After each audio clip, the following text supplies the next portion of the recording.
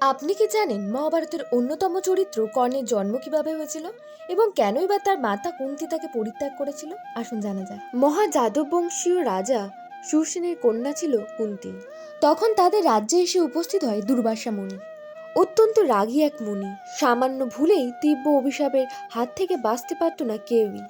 এই বিষয়ে অবগত হয়ে কুন্তি খুবই চিন্তিত হয়ে পড়েন এবং অত্যন্ত সেবা যত্নের মাধ্যমে দুর্বাসা মুনিকে তুষ্ট করেন। তুষ্ট হয়ে দুর্বাসা মুনি বরস্বরূপ এক মন্ত্র প্রদান করেন, যে মন্ত্রের দ্বারা সে যে কোনো দেবতাকে আহ্বান করে সেই দেবতার অংশের এক পুত্র লাভ করতে পারবে।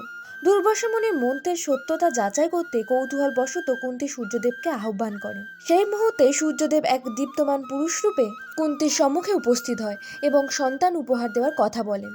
কুমারী কুন্তি খুবই ভীত হন এবং সন্তান গ্রহণে বাধা দেন এবং বলেন তিনি অবিবাহিত। মূলত দুর্বাসা মুনির মন্ত্র যাচাই করতে ভুলবশত তাকে ডেকে ফেলেছে। এই কথা শুনে সূর্যদেব খুবই ক্রুদ্ধ হন এবং বলেন দেবতাদের আহ্বান করে ফিরিয়ে দেওয়া ঘোর অনর্থ, যার ফলে তার সমস্ত পিতৃকুল ধ্বংস হতে পারে। ভীত কুন্তি অবশেষে সেই সন্তান নিতে রাজি হলেন। সূর্যদেব তাকে একবার ছুঁয়ে দিয়ে আকাশে মিলিয়ে গেলেন। যথাসময়ে কুন্তি গর্ভবতী হয়ে এক দিব্য সুন্দর পুত্র সন্তানের জন্ম দিলেন। বিবাহের আগে সন্তান জন্ম দেওয়া খুবই নিন্দনীয়।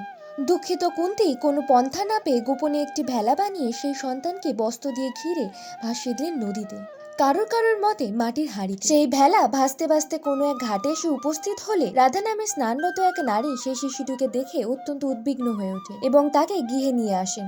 রাধার স্বামী নাম অধীরথ। ছেলেবেলা থেকে কর্ণ তাদেরকে মাতা পিতা ভেবে তাদের কাছেই বেড়ে ওঠেন এবং ছলবশত অস্ত্র শিক্ষায় দীক্ষিত হয়ে মহাবীর হয়ে ওঠেন।